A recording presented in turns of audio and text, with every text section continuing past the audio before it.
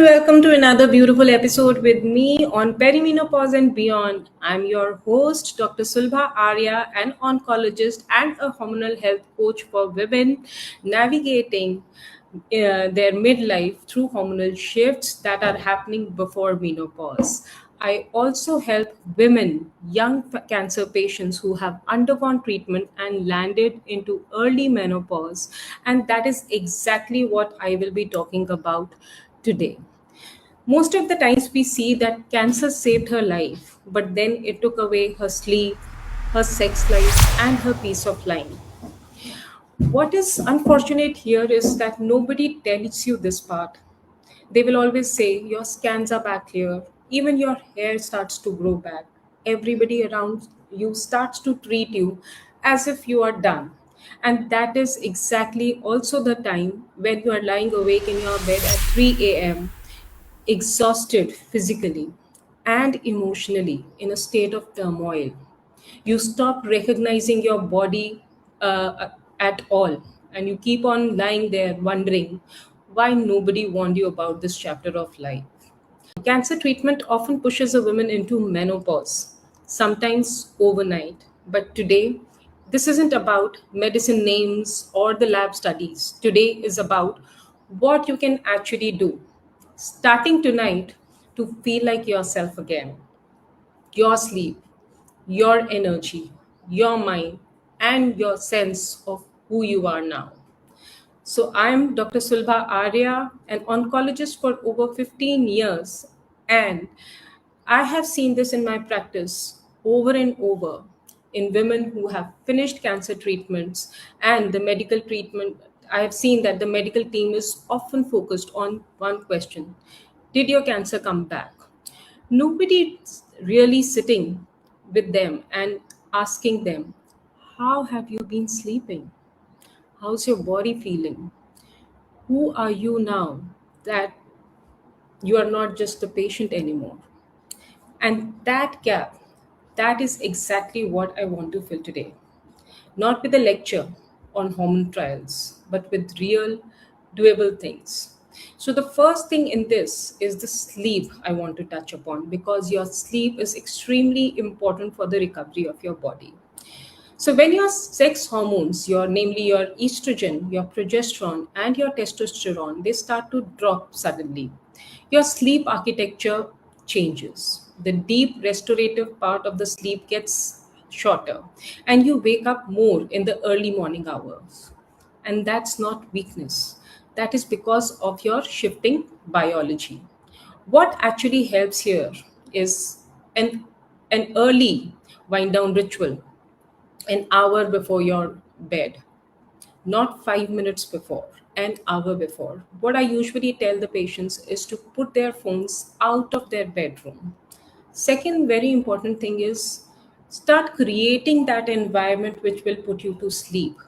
Give your mind that small stimulus that this is the time to sleep. So start dimming your lights. Put on some light music, music that will soothe your mind. Breathing practices also help you a lot during this period of time. So before sleeping, you can start practicing certain breathing exercise like inhaling for a count of 4 and then a long exhale till a count of 6, even if it is just for a couple of minutes before the sleep. Then start using your bed only for sleeping. That ways your mind knows once you come on bed that you are preparing your body to sleep. Then another thing that helps is keeping your environment cool.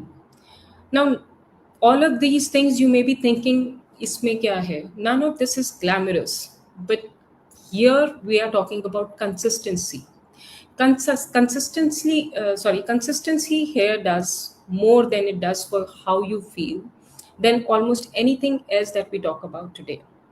Then the second question I'm here very commonly is about the supplements.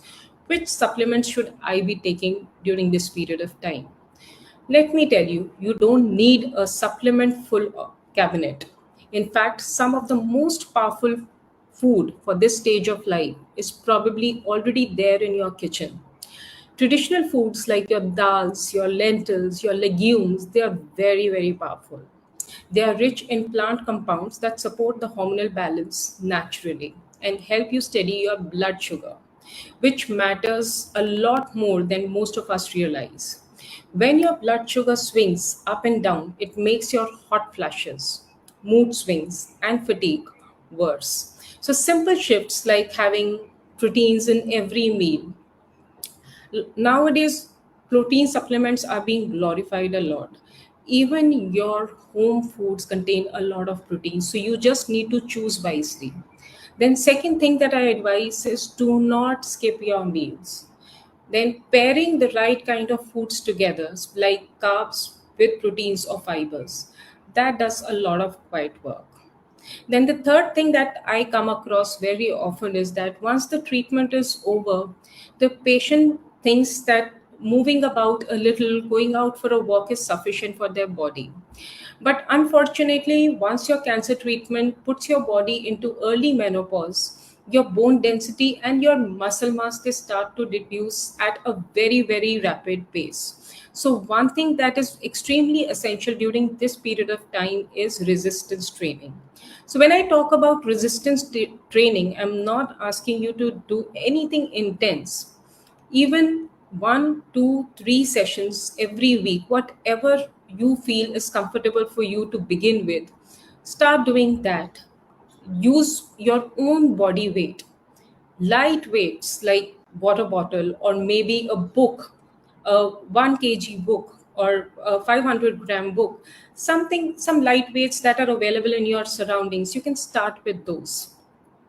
You need to give your bones and muscles a little bit of challenge for them to keep working in the right direction. That makes the real difference. And another thing that movement really helps with is your mood. It is the best regulator for your nervous system. So it does you a lot better for a lot of things than most of the pills do. Now, another thing that I want to touch about here is that your body has been through a lot. Emotionally also you have been through a lot, so your nervous system gets really affected during this period of time, and that stays on for a very long time. Your body is in an alert mode, your mind stays in an alert mode even after the danger has passed.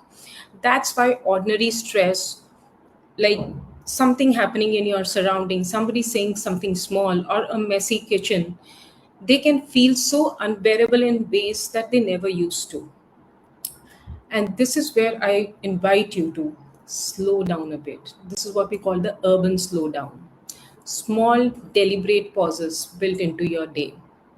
I'm not talking about a 2 week retreat here, a 5 minute pause before you start to do something, like if you're working women, before you open your laptop, a short nature walk without your phones, learning to say no to one thing this week that you usually say yes to without feeling guilty. These small resets teach your body that it's safe to come down from high alert.